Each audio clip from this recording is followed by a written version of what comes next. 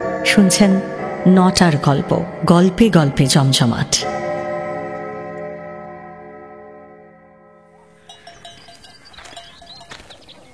বাসুদেব, বলি ও বাসুদেব, ঘরে আছো নাকি?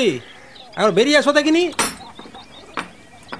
আগে বাবু, উনি তো সেই গতকালে শ্বশুর বাড়ি গেছেন। কেন মিছে কথা বলছো বউ? হ্যাঁ, তুমি এখানে পড়ে রইলে আর স্বামী গেল শ্বশুর বাড়ি। আগে আগে আমি মিছে কথা বলিনি। ওনার যেন কি একটা দরকার। পরপর 3 দিন এসে ফিরে গেলাম, আজও যদি ফিরে যেতে হয় তাহলে এবার নালিশ করতে হবে দেখছি। নালিশ? নালিশ কেন বাবু? ওরে ও পুটু, দেখ দেখি তোর বাবা বোধহয় এই বেলা। এই তো আমি ফিরে এসেছি বাবু। আপনার বৌমা আসলে কাজের মধ্যে ছিল। ওষুধ না দিলে কাজ হয় না দেখছি। বলি 3 মাস তো হয়ে গেল, খাজনাটা কি আর হাত দিয়ে বেরোবে নাকি বেরোবে না? কর্তা, কি করে খাজনা দেব? 6 মাস ঠিক করে বৃষ্টি হয় নাই, খেতে পাই না হুজুর, খেতে পাই না। বউ বাচ্চা নিয়ে না খেয়ে। আমার বাজে কথা, মঙ্গলা হাটে সবজি বেচতে বসিস না তুই? না বাবু না, এসব মিথ্যে, একেবারে মিথ্যে। আপনি আমাদের মা বাপ। আমাকে মাফ করুন বাবু, আমি মরে যাবো, আমি মরে যাবো। আপনি আশীর্বাদ না করলে পা ছাড়বো না বাবু, পা ছাড়বো না। বউ বাচ্চাকে যেন বাঁচিয়ে রাখতে পারি, এই আশীর্বাদটুকু করুন বাবু। ওরে ও পুটুর মা, আর হা করে দেখতেছিস কি? বাবুর ওই পাটা ধর না। বাবু বাবু বাবু, দয়ার সাগর, দয়া করেন। ওরে ধর, ছাড়ো, এ মানুষ এভাবে পায়ে পড়লে। আচ্ছা দেখছি দেখছি দেখছি, ছাড়ো ছাড়ো ছাড়ো বলছি, ছাড়ো। এই মাছটা মুখ করলাম। বাপ, চাষা তো নয়, সব এক একটা ডাকাত। দিন দুপুরে হাতে মাথা কাটবে দেখছি। এখন পা টেনে ধরেছে, পরে গলাটা না কোপ দিয়ে নামিয়ে নেয়। না না না না, আর করতাম না, আর করতাম না, অনেক হয়েছে বাবা। শুনছেন বিভূতিভূষণ বন্দ্যোপাধ্যায়ের গল্প দুর্মতি।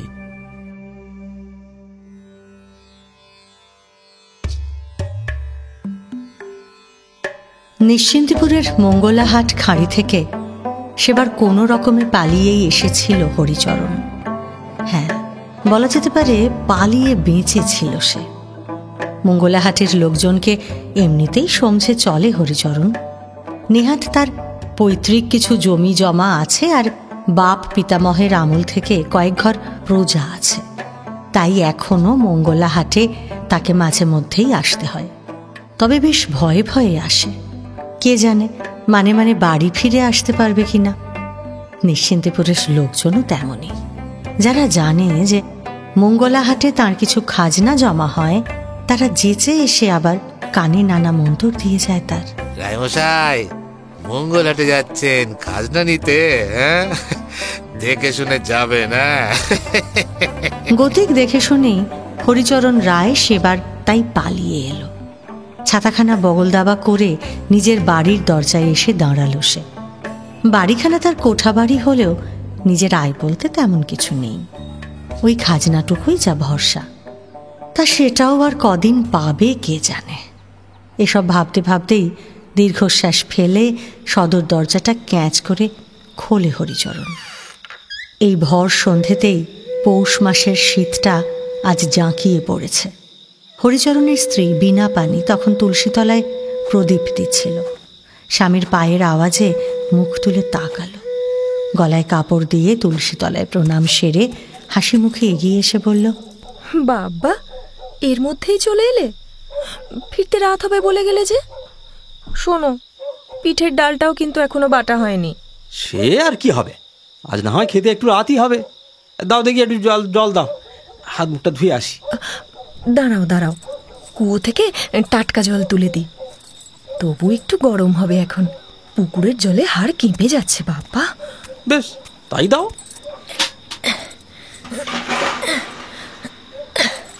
তা হ্যাঁ গো, খাজনা পেলে? সেসব দিলে তো চুকেই যেত, এই মিথ্যে হয়রান হতে হতো না।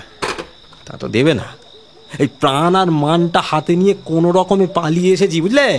সে কি গো, কেন, কি হয়েছে? সে অনেক কথা। নিপু কোথায়?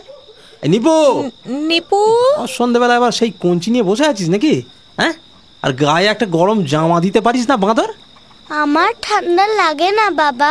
চুপ বাঁদর ছেলে, তোকে বলেছি না এসব চাষা ভুষোদের কাজ করবি না। বামুনের ছেলে, সন্ধ্যেবেলা বই হাতে পড়তে বসবি কোথায়? তা নয়। পারে, আমার তো পড়া হয়ে গেছে। আবার মুখে মুখে কথা। এই বেদটা কোথায় গেল গো? যা না, তুই ঘরে যা, যা বলছি, যা না। তাড়াতাড়ি রান্নাঘরে গিয়ে ঢুকলো বীণাপানি। শীতের হাত থেকে বাঁচতে কলকেটা হাতে নিয়ে উনুনের পাশেই এসে বসলো হরিচরণ। ছেলেটা তখন খেয়ে ঘুমিয়ে পড়েছে। এই সময়টাতে বেশ একটু গাঢ় স্বরে বউয়ের সঙ্গে কথা বলে হরিচরণ। নরবরে সংসারে প্রেম ভালোবাসাটা মরীচিকা ঠিকই, তবে নিয়ম করে সেই মরীচিকার পিছনে ছোটার স্বভাবটা করে ফেলেছে হরিচরণ। অভাবের সংসারে স্বভাবটাই যা সম্বল, নইলে তো বেশিরভাগটাই নেই এর জ্বালা।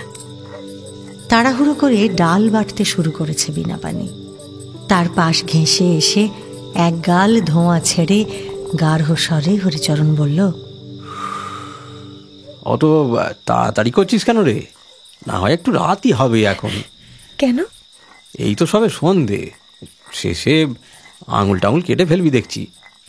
আমি কি রোজই আঙুল কেটে ফেলি নাকি? না, তা ফেলিস না।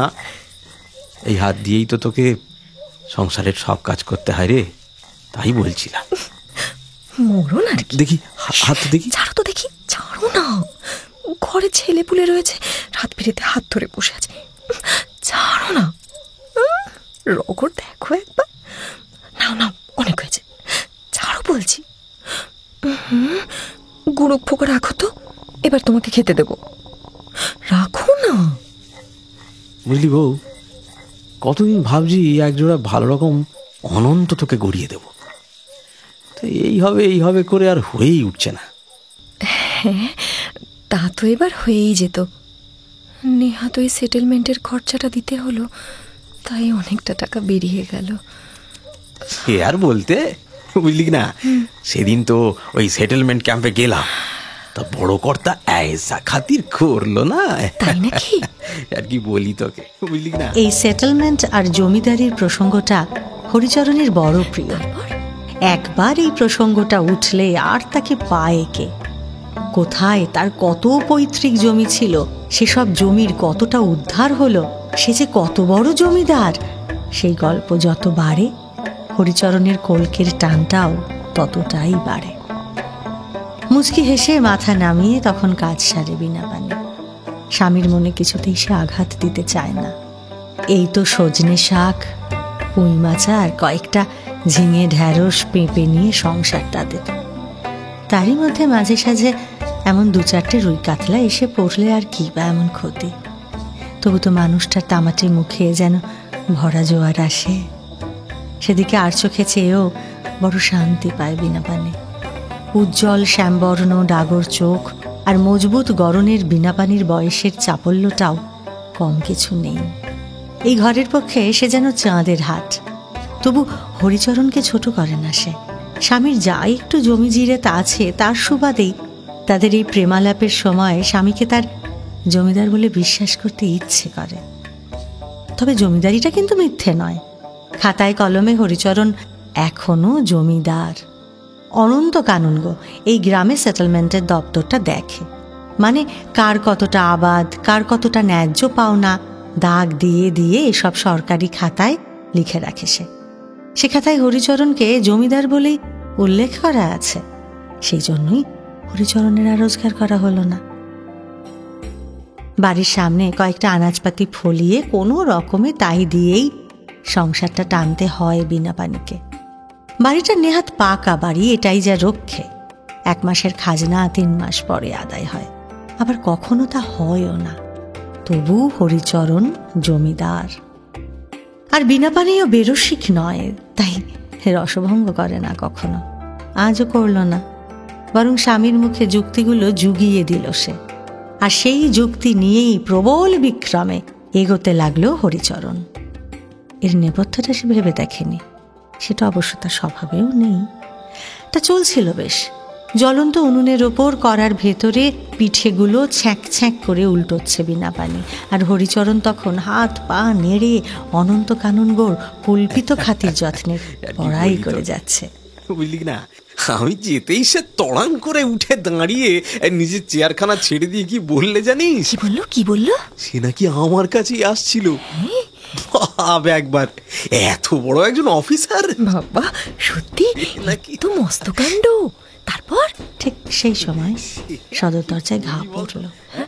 কথায় মশগুল হরিচরণের কানে সে আওয়াজ ঢুকলই না, তবে শুনতে পেল বিনাপানি। কান খাড়া করে বার দুয়েক শুনেই হাতের খুন্তিটা থামিয়ে বিনাপানি বলল, ওগো, দরজায় কে যেন ধাক্কা দিচ্ছে। আমার তো হাত জোড়া, একবার গিয়ে দেখো না লক্ষ্মীটি।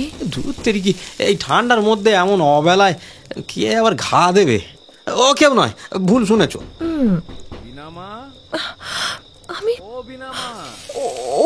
ওই যে শোনো, শুনতে পাচ্ছ না? সত্যি বলছি, কে যেন ডাকছে। তুমি একবার দরজাটা খুলে দাও লক্ষ্মীটি। যাচ্ছি গো যাচ্ছি। কোথায় দু চারটে সুখ দুঃখের কথা কইব তা নয়। বলছিলাম, এইটি কি হরিচরণ রায় মশাইয়ের বাড়ি? আগে হ্যাঁ, আমি হরিচরণ। ও, তা বেশ, তা বেশ। তা তোমাকে দেখে বড় সন্তুষ্ট হলাম বাবা। আমি সেই কলকাতা থেকে ট্রেনে এলাম। তা আপনি? তোমার শ্বশুর মশাই রামজীবন বাবু আমার ঘনিষ্ঠ বন্ধু ছিলেন। তার ওখানে একসময় আমার খুব যাতায়াত ছিল। তবে এখন আমিও বাইরে বাইরে থাকি, এই জন্য ততটা আর। তা বিনামা এখানেই আছে তো? আগে হ্যাঁ, এখানেই আছে। আসুন আসুন, ভেতরে আসুন। হ্যাঁ বাবা, চলো চলো। অনেকটা পথ এসে বুড়ো শরীরে আর কি।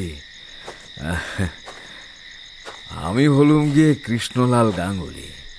নাম শুনেছ কিনা জানি না, তা বিনামা কিন্তু আমার কোলে পিঠেই মানুষ। হ্যাঁ, আচ্ছা আচ্ছা। তোমাদের বিয়ের সময় আমি লাহোরে চাকরি করি, তারপর অনেক বছর আর ফিরতে পারিনি। ভেতরে ঢুকে চারদিকে চোখ ঘুরিয়ে দেখতে লাগলেন কৃষ্ণলাল গাঙ্গুলি। বসুন। কেমন? হরিচরণের বাড়ির দালানটা নিতান্তই ছোট, পৈতৃক আমলের বাড়ি, অনেকদিন মেরামত হয়নি। জানলার কবাট খুলে পড়ছে, কোনোটা নারকেলের ছোবড়ার দড়ি দিয়ে গড়াতের সঙ্গে বাঁধা রয়েছে। দালানের দরজা জানলা একটাও ভালো অবস্থায় নেই, সবগুলোর ফাঁক দিয়েই হু হু করে ঠান্ডা হাওয়া ঢুকছে। কৃষ্ণলালের বন্ধুর এই মেয়েটি সকলের ছোট। 3টি মেয়ের বিয়ে দেওয়ার পর সর্বশান্ত হয়েছিলেন রামজীবন বাবু, তাই এই মেয়েটিকে যে ভালো পাত্রে দিতে পারেননি তা তিনি জানতেন, কিন্তু এতটা দুরবস্থা কল্পনা করতে পারেননি। বিনাপানির কথা ভেবে কৃষ্ণলাল বাবুর বুকের ভেতরটা টনটন করে উঠল। আপনি বসুন। কেমন? হ্যাঁ, আমি বাড়ির ভেতর গিয়ে খবর দিই। ও হ্যাঁ হ্যাঁ বাবা, নিশ্চয় নিশ্চয়, যাও ভেতরে যাও। একটা ছোট টুলে চুপ করে বসে রইলেন তিনি। সওদাগর অফিসে কাজ করতেন কৃষ্ণলাল, বেশ নামধাম করেছেন, দুহাতে রোজগারও করেছেন, কিন্তু কাজের জন্য তাকে ঘুরতে হয়েছে বিস্তর। বন্ধু রামজীবনকে তার চেনা জানা অফিসে চাকরি জুটিয়ে দিতে চেয়েছিলেন তিনি, তবে রামজীবন তার বাস্তু ছেড়ে কোথাও নড়তে চাননি, তাই আর ভালো চাকরি করা হয়ে উঠল না তার। তবু সময় পেলেই বন্ধুর ছেলে মেয়েদের জিনিসটা এটা ওটা কিনে দিতেন কৃষ্ণলাল। তাদের আদর করে সমস্ত শখ আহ্লাদ মেটাতেন তিনি। তাদের নিয়ে বেড়াতেও বেরোতেন। বিনাপানি তার কোলের মেয়ে, তার জন্য খরচটা তাই একটু বেশিই করতেন। বন্ধুর এই অহেতুক খরচাটাকে কিন্তু মোটেই ভালো চোখে দেখতেন না রামজীবন। খটাখটি তাদের লেগেই থাকত। এসব পুরনো দিনের কথা ভাবতে ভাবতেই কৃষ্ণলাল বেশ কিছুটা আনমনা হয়ে গিয়েছিলেন। তখনই উত্তর দিকের দরজা ঠেলে বিনাপানি এসে দাঁড়াল। জ্যাঠামশাই। বিনু মা, আয় মা, আয় আয়। সেই তোর বিয়ের আগে মা, তখন আমি। দাঁড়ান, একটা প্রণাম করি আগে। থাক থাক থাক মা, থাক। কেমন আছেন? সতী সাবিত্রী হয়ে বেঁচে থাক মা। কতদিন তোকে দেখিনি রে মা। এতদিন বাদে মেয়ের কথা মনে পড়লো জ্যাঠামশাই। আমার মা বাবা কেউ নেই, দাদারা তো খোঁজটুকু নেই না। আমি মরলাম কি বাঁচলাম তাতে তাদের কি? ছি বিনু মা, কাঁদে না মা, কাঁদে না। আপনি না আমাকে মেয়ে বলে ডাকতেন, আপনিও শেষ এভাবে পর করে দিলেন। আমি তো লাহোরে ছিলাম অনেক দিন, তারপর দেশে এসে সব শুনলাম। তোর বিয়ের সময়ও আমি চিঠি পেয়েছিলাম বটে, কিন্তু আসতে পারলাম না রে। আর ঝগড়া করবো না, অনেক রাত হয়ে গেল। আপনি বসুন জ্যাঠামশাই, আমি আসছি। শোন না মা, শোন, আমার জন্য এত রাত্রে কিছু রাঁধতে টাঁধতে হবে না। আমি রাত্রে বরং। আপনাকে আর এত দুশ্চিন্তা করতে হবে না জ্যাঠামশাই, এবার সবটা আমি বুঝবো। আপনি বসুন তো দেখি, আমি আসছি। কৃষ্ণলালবাবু হতাশ হয়ে বসে পড়লেন। এই শীতের রাতে জ্যাঠামশাইকে গরম গরম লুচি ভেজে খাওয়ানোর ইচ্ছে হলো বিনাপানির। আহা, তার বাপের বাড়ি থেকে এই প্রথম কেউ এসেছে, আর সেই যত্ন আত্মি করবে না তাই কখনো হয়? কিন্তু লুচি ভাজতে গেলে তো পয়সা লাগে, সেই পয়সাটা কোথায় পাবে সে? প্রায় 1 টাকা খরচ হবে। সংসারের এদিকে নুন আনতে পান্তা ফুরোয় অবস্থা। এই সংসারে কথায় কথায় 1 টাকা বের করে ফেলার মতো সুযোগ নেই। 1 টাকা খরচ করলে পরের মাসে মাথায় হাত পড়বে। এসব ভাবতে ভাবতে রান্নাঘরে এসে দাঁড়ালো বিনাপানি। হরিচরণ তখন উনুনের পাড়ে বসে আপন মনে তামাক টানছিল। স্ত্রীকে দেখেই হরিচরণ বলল, আবার ভাত বসাতে হবে তো। ভাত? একটা কথা বলবো, রাখবে? কি বলো? শোনো না, জ্যাঠামশাইয়ের তো বয়স হয়েছে, আমার কাছে এসেছেন। এই সময় যদি একটু সেবা যত্ন না করতে পারি, তাহলে আর মেয়ে হয়ে জন্মালাম কেন বলো? তা কি করতে চাইছো তুমি? আমি ভাবছি কি, জ্যাঠামশাইকে খান কতক লুচি ভেজে দিই, কেমন হবে? লুচি? শোনো না, তুমি তোমার পুরনো খাজনার টাকা থেকে 1 টাকা নিয়ে গিয়ে বিপিনের দোকান থেকে জিনিস কিনে নিয়ে এসো না। বলো, আনবে? খাজনার টাকা? হ্যাঁ, তা আনতে পারলে তো ভালোই হতো, আনা তো উচিত ছিল। কিন্তু ওই কি হয়েছে কি, এ মাসে 24 তারিখের মধ্যে সেটেলমেন্টের অফিসে বছরের টাকাটা জমা না দিলে না, অনন্ত আমার বাপ 14 পুরুষ একেবারে উদ্ধার করে দেবে। সে নিয়ে তুমি ভেবো না। এই দেখো আমার কান বিধানোটা না মোটেই ভালো হয়নি। মাকড়ি পড়তে গেলে বড্ড লাগে, খুলেই রাখতাম। নেহাত আজ নিপুর জন্মবার তো, তাই মাকড়িটা বরং তুমি কাল বাঁধা দিয়ে দাও। সেখান থেকে 2 টাকা কি আর আসবে না বলো? হ্যাঁ, তা আসবে না কেন? ব্যাস, তাহলে আজ তো সংসার থেকে 1 টাকা খরচ করতেই পারো। বলি, অত চিন্তার কি আছে?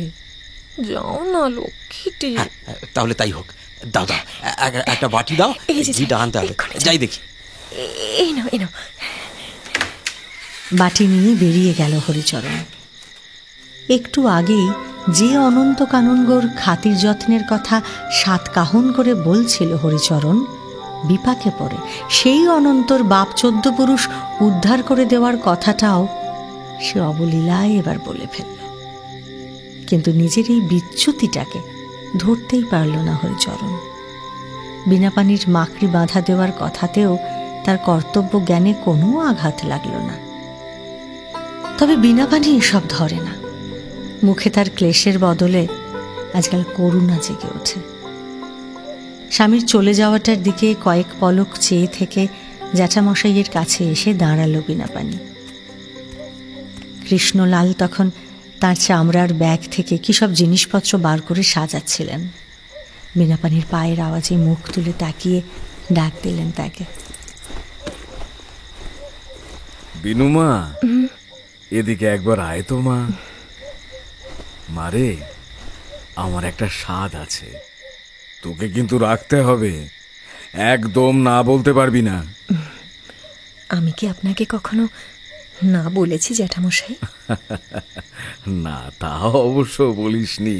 তবে হ্যাঁ রে মা, তোর মনে আছে ছোটবেলায় আমার কোলের কাছে বসে আমার পাত থেকে তুলে তুলে কেমন জল খাবার খেতিস? হ্যাঁ, তা আবার মনে নেই? কত যে দৌড়াত্তি করেছি আপনার উপরে। এই দেখ, কলকাতা থেকে তোর জন্য মেঠাই এনেছি রে মা। আয় মা আয়, সেই ছোটবেলার মতো আমার কোল ঘেঁষে এসে বস দেখিনি মা, তোকে নিজে হাতে কটা মিঠাই খাইয়ে দিই। জ্যাঠামশাইয়ের এই আদরে ভালোবাসায় নিজের বয়সটাই ভুলে গেল বিনাপানি। কৃষ্ণলাল বাবুর টুলের কাছে মাটিতে এসে বসল সে। পরম স্নেহে গোটা কতক মিঠাই হাতে নিয়ে বিনাপানিকে খাওয়াতে খাওয়াতে সেই ছোটবেলার মতো তার চুলে বিলি কেটে দিতে লাগলেন তিনি। খেতে খেতে ঘুমন্ত নিপুর কথা মনে পড়ল বিনাপানির। ছেলেটাও মিষ্টি খেতে ভালোবাসে খুব, কি আর তাকে দেবে? নিপুর কথা জ্যাঠামশাই জানেন না বোধ হয়, জানলে ঠিক খোঁজ নিতেন। বিনাপানির নিজের মুখে এদিকে বলতেও লজ্জা করল, তাই সে তাড়াতাড়ি মুখ সরিয়ে নিয়ে বলল, জ্যাঠামশাই, আর না, আর কত খাবো? আহা, খা না রে মা, এই অমৃতিটা খা, খুব ভালো খেতে। অনেক খেয়েছি। আচ্ছা আচ্ছা, এগুলো না হয় তুলে রাখ, জামাই এলে দিস। ও হ্যাঁ, একটু দাঁড়া দেখি মা। এই যে এটা দেখ দেখি, এই ব্রেসলেট জোড়াটা তোর জন্য গড়িয়েছি রে মা, একবার হাতে পরে দেখ তো কেমন হয়েছে। দেখ না মা। ব্রেসলেট? হ্যাঁ রে মা, বিয়েতে তো কিছু দিতে পারিনি, তাই এটা তোর জন্য এবার। এদিকে আয়, হাতটা দে তো একবার। এই নে, একবার পরে দেখ তো মা। বেশ হয়েছে। কৃষ্ণলাল বাবুর নিজের কোনো মেয়ে ছিল না। বন্ধুর মেয়েকে ছোট থেকেই তিনি নিজের মেয়ের মতো দেখতেন। বহুদিন দেশে আসতে পারেননি। বিদেশ থেকে ফেরার সময় প্রথমেই তার বিনাপানির কথা মনে পড়ে। বন্ধুর এই ছোট মেয়েটির জন্য প্রায় 2000 টাকা খরচ করে দিল্লি থেকে ব্রেসলেট জোড়া তৈরি করিয়েছিলেন তিনি। ওই দুটো হাতে নিয়ে এবার প্রদীপের সামনে তুলে ধরলেন কৃষ্ণলাল।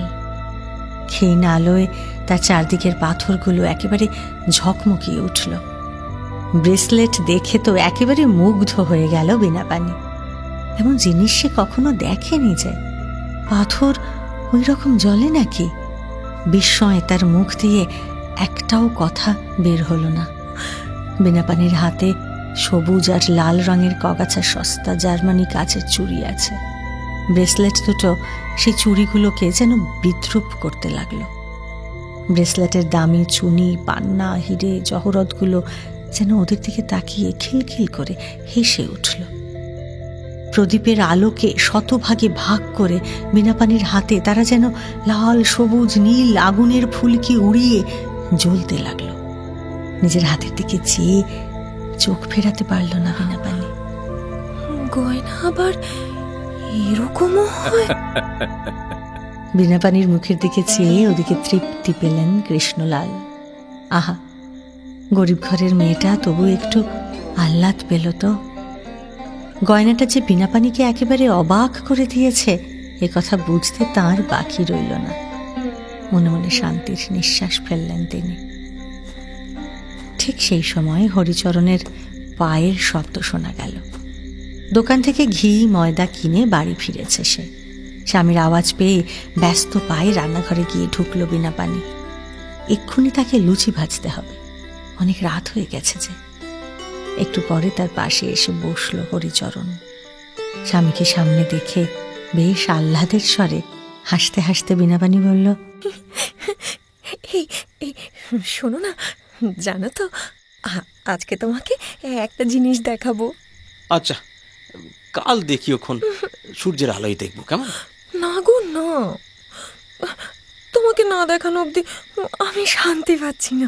আমি এক্ষুনি দেখাবো। বাবা, এই তো সবে গেলাম আর এলাম, এর মধ্যে এমন কি জিনিস পেয়ে গেলে শুনি? পেয়েছি গো পেয়েছি, একেবারে রাজার জিনিস পেয়েছি। কি বলো দেখি? রাজার জিনিস? সে আবার কি? চোখ বোঝো তবে দেখাবো। বোঝো না চোখ? আচ্ছা বেশ, এই যে পিছন ফিরে আছি, কি নিয়ে আসবে এসো?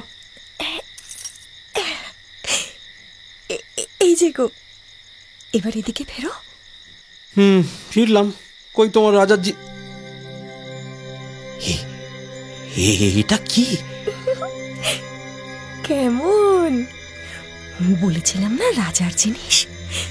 এবার মিলল তো। জ্যাঠামশাই আমাকে দিয়েছেন। এই জানো তো, এটাকে না ব্রেসলেট বলে।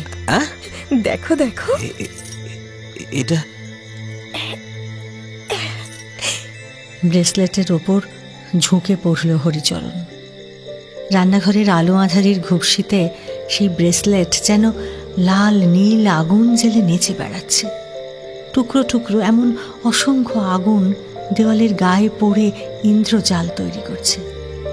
একবার হাতের দিকে আর একবার দেওয়ালের দিকে অবাক হয়ে তাকিয়ে থাকে হরিচরণ। তারপর ব্রেসলেটের পাথরগুলোর ওপর হাত বুলোতে থাকে সে। ওদিকে জ্যাঠামশাইয়ের গর্বে আর উনুনের আঁচে বিনাপানির মুখে যেন হাজারটা সূর্য একেবারে ঝলমল করছে। তখন কোন আলোটার দিকে যে মন দেবে সে কথা ভেবেই পেল না হরিচরণ। ব্রেসলেটখানা হাত থেকে বাক্সের মধ্যে নামিয়ে রাখতে রাখতে সে বলল, এগুলো বোধহয় কাঁচ, বুঝলে? এরকম কাঁচ বসানো আংটি তো দেখেছি কলকাতা থেকে ওই হরিগাঁয়ের মেলায় বিক্রি করতে আনে। এর দাম খুব বেশি নয়। হ্যাঁ, কাঁচ না আরো কিছু। এগুলো হলো কি আসল পাথর, বুঝেছ?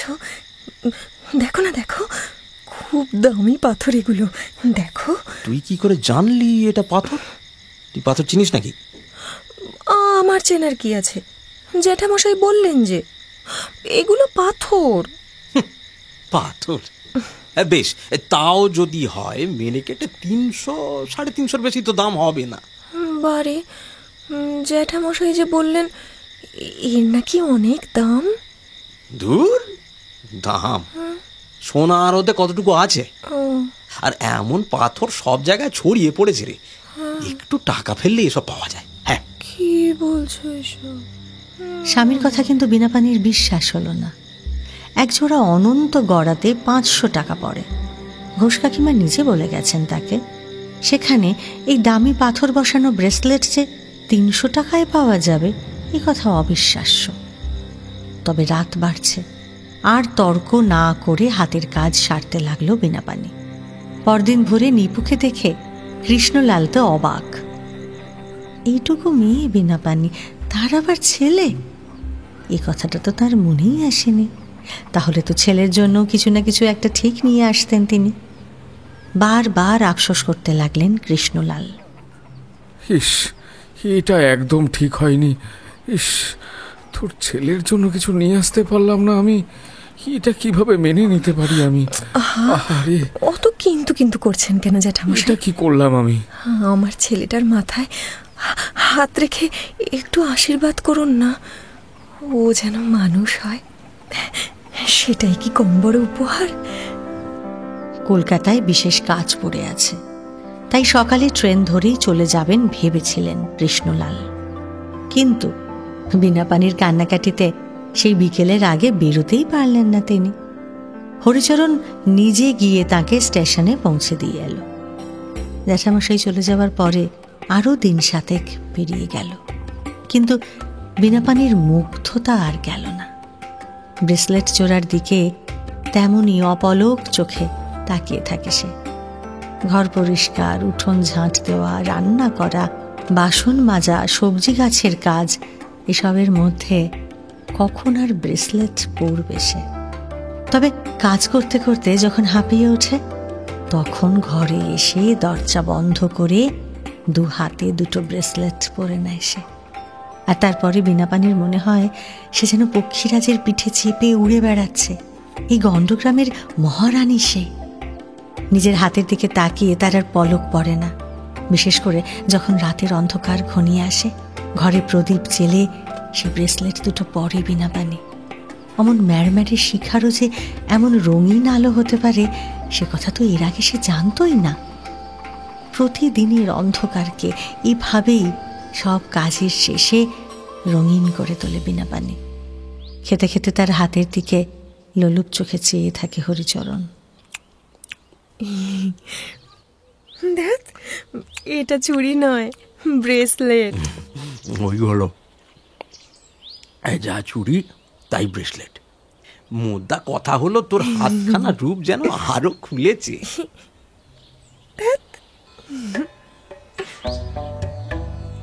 আরো 7-8 দিন পরের কথা।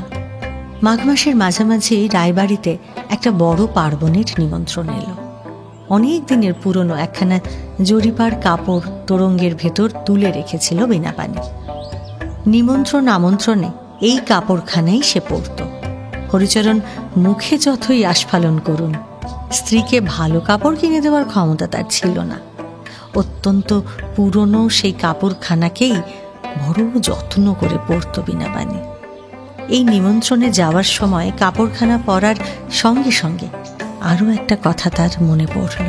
তাই তো, বরাবরই তো তাকে সবাই করুণার চোখে দেখে, কোনোদিনও তাক লাগিয়ে দেওয়ার মতো কিছুই করতে পারেনি সে। আজ ব্রেসলেট 2টো পরলে কেমন হয়? লোভ সামলাতে পারল না বিনাপানি। পাড়ার মেয়েদের হাঁ মুখগুলো যেন মনশ্চক্ষে দেখতে পাচ্ছিল সে। নিমন্ত্রণ বাড়িতে গিয়ে তার কল্পনা পুরোটাই বাস্তবে ঘটতে দেখল সে। সবাই বিনাপানির ব্রেসলেট দেখে তারিফ করতে লাগলো, আর রায়গিন্নি তো তাকে ছাড়তেই চাইছিলেন না। ওমা বিনা, এত সুন্দর ব্রেসলেট কোথা থেকে পেলি রে? কোনো রাজকুমার এসেছিল বুঝি? স্বপ্নে এসে দিয়ে গেছে? কি রে, বল না। আহা, রাজকুমার হবে কেন? আমার জ্যাঠামশাই এসেছিলেন, মস্ত বড় মানুষ তিনি। তিনি আমাকে জন্ম থেকে কোলে পিঠে করে বড় করেছেন কিনা, বিয়েতে আসতে পারেননি তো, তাই এখন এসে গয়নাটা দিয়ে গেলেন। ভাগ্য করে জ্যাঠামশাই পেয়েছিস বিনা, আমাদের কেন যে জোটে না। পাড়ার মেয়েদের প্রশংসা শুনে ভাসতে ভাসতে ঘরে ফিরল বিনাপানি। তখন সন্ধে পেরিয়ে গেছে।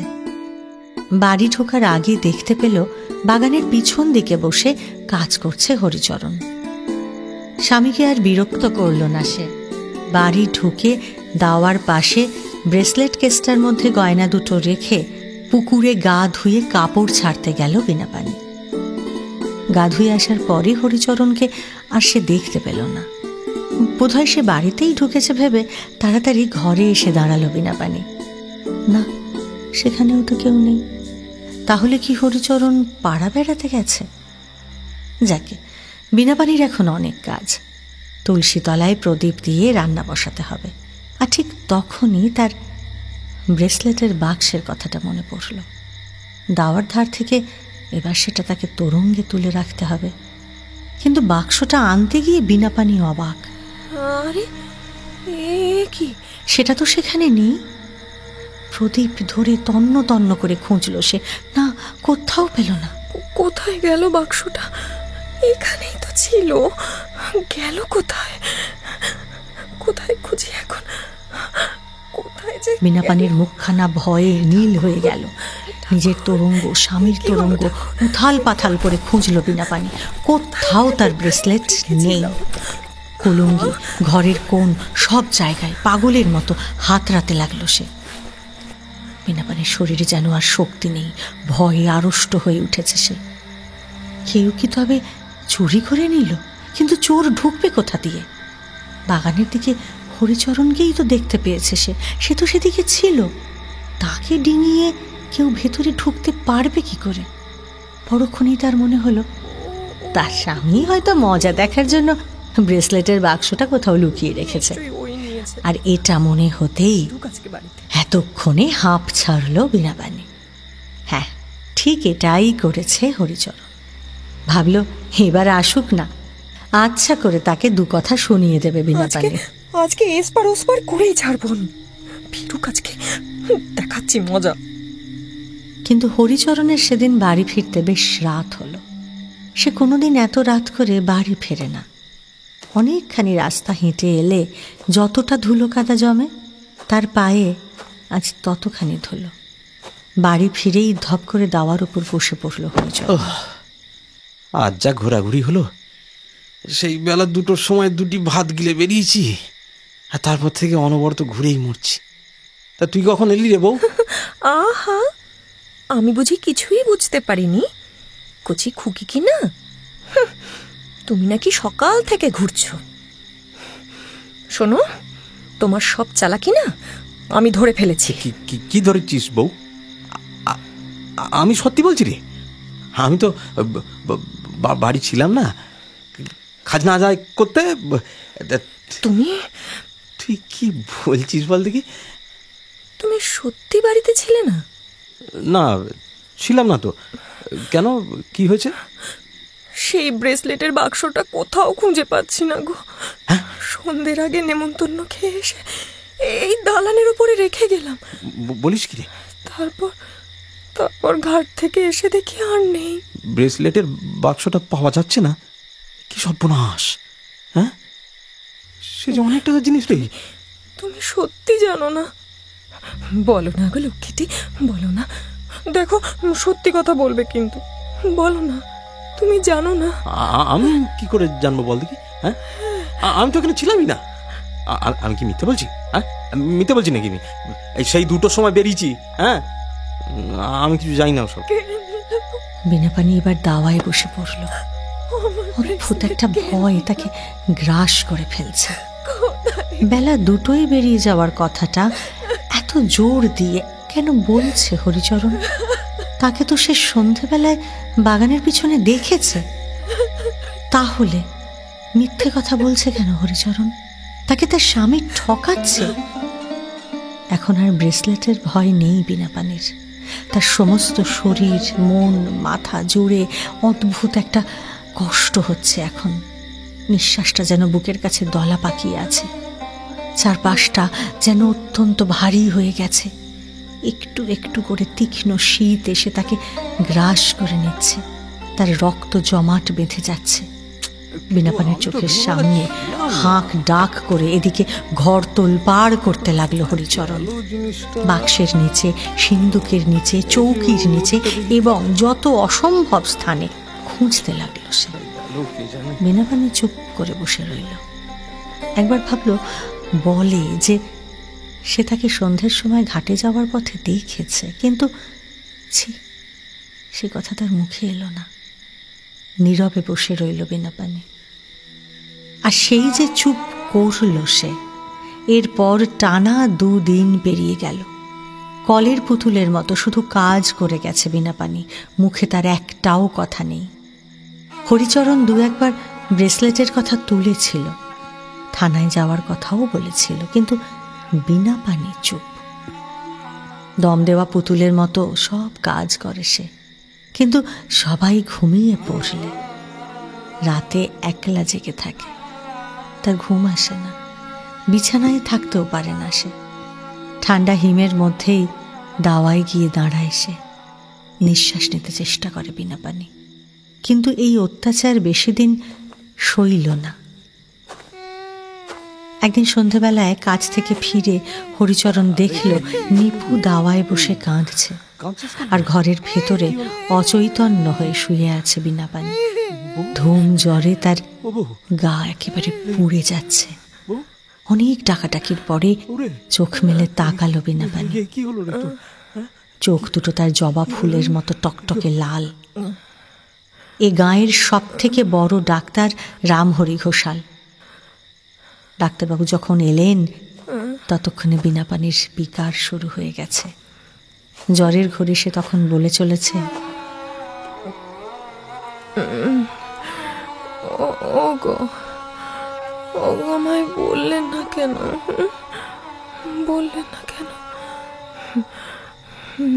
মুক্তোর মালা ছড়াটা তোমায়, মুক্তোর মালা ছড়াটা তোমায় তোমায় এমনি পরিয়ে দিত। আমি আমি তো রাখতে চাই। রোগী তো দেখছি ভুল বকছে। আমি তো রাখতে চাইনি। জ্বরটাও তো দেখছি এক লাফে অনেকটা বেড়ে গেছে। একটু একটু ওষুধ দিন না ডাক্তারবাবু। আপনার ওষুধ তো কথা বলে, দিন না একটু ওষুধ। না হরিচরণ, আর কিছু হবে বলে মনে হচ্ছে না। শেষ অবস্থা। তোমাদের ছেলেটাকে সামনে বসিয়ে রাখো। আমি চললাম। আজ রাতটা হয়তো আর কাটবে না। দরকার পড়লে ডেকো। পাগলের মতো দেওয়ালে মাথা করতে লাগলো হরিচরণ। রামহরি ডাক্তার ঠিকই বলেছিলেন। আমার কথাটা শুনে যা, ওরে চলে যাসনি বউ, বউ রে বউ। সেদিনই রাত 10টা নাগাদ বিনাপানির শ্বাস থেমে গেল। মায়ের বুকের ওপরই ঘুমিয়ে পড়েছিল নিপু। মায়ের ধুকপুকুনিটা থেমে যেতেই ঘুম ভেঙে গেল তার, আর তারপরে ডুকরে কেঁদে উঠল সে। হরিচরণ তাড়াতাড়ি নিপুকে কোলে নিয়ে ঘরের বাইরে এসে দাঁড়ালো। বিনাপানির মুখের দিকে সে তাকাতে পারছে না আর।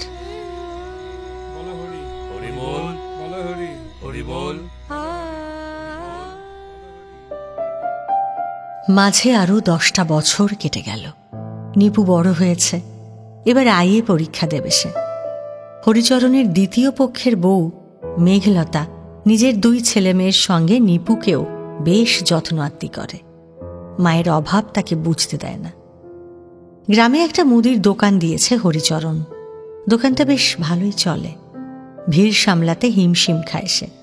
এই খাটিয়ে লোকটা শুধু শীতের সন্ধেগুলো এলেই কেমন ঝিম মেরে যায়। অনেক কাল আগে রান্নাঘরের পাশের জমিটায় একটা ডালিমের চারা পুঁতেছিল বিনাপানি। সেই গাছটা এখন ফলের ভারে নুয়ে পড়েছে। রাতে ভাত খেতে খেতে সেদিকে তাকিয়ে খাওয়া থেমে যায় তার। প্রতি রাতেই নিজের মনে বিড়বিড় করতে থাকে হরিচরণ। লোভ লোভ, বুঝলি রে বউ, লোভ। ভেবেছিলাম তুই জানতে পারবি না, পরে বুঝিয়ে বলবো খন। রামদিন মারওয়াড়িকে বলাচ্ছিল, চোখের আড়াল হতেই ব্রেসলেট দুটো নিয়ে ধাঁ করে তার কাছে বেঁচে এসেছি রে বউ। 700 টাকা দিয়েছিল জানিস, 700। তবেই না আজ দোকান টোকান একটু একটু ভালো করে বাঁচা বউরে। আনমনে বিড়বিড় করতে করতে বিষম খায় সে। প্রবল দমকে কাশতে থাকে। শীত এলেই এই কাশি আর বিষম লাগাটা তার বেড়ে ওঠে। বৃদ্ধ রামহরি ঘোষালের ওষুধ আর কাজে দেয় না। বুড়ো ডাক্তার মেঘলতাকে বলেন, রান্নায় ঝাল কম দাও বৌমা, ঝালটা কম দাও। হরিচরণ বেশি ঝাল সইতে পারে না, বুঝলে কি না? আচ্ছা চলি খো।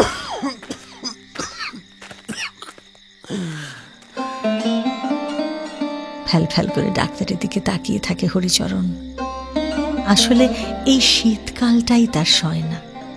খুব ঠান্ডা লাগে তার, ভীষণ ঠান্ডা লাগে। রক্ত ঠান্ডা হয়ে গিয়ে গলার কাছে জমাট বেঁধে আসে। শুধু ওই ডালিম গাছটাই তার সম্বল তখন। সেদিকে তাকিয়ে রোজ একই কথা বিড়বিড় করে হরিচরণ। একই রকম ভাবে বিষম খায়, একই রকম ভাবে কাশে। প্রতি বছর এই একই ছবি।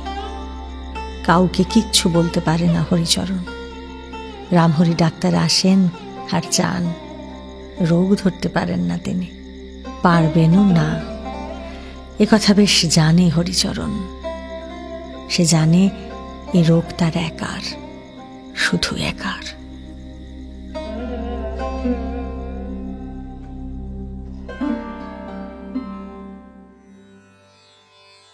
শুনলেন বিভূতিভূষণ বন্দ্যোপাধ্যায়ের গল্প দুর্মতি। আজকের প্রশ্ন, হরিচরণের দ্বিতীয় পক্ষের স্ত্রীর নাম কি? গত সপ্তাহের নরেনের দুর্গাপুজো গল্পের প্রশ্ন ছিল, সারদা মায়ের জন্যে কোন বাড়িটি ভাড়া করেছিলেন স্বামীজি?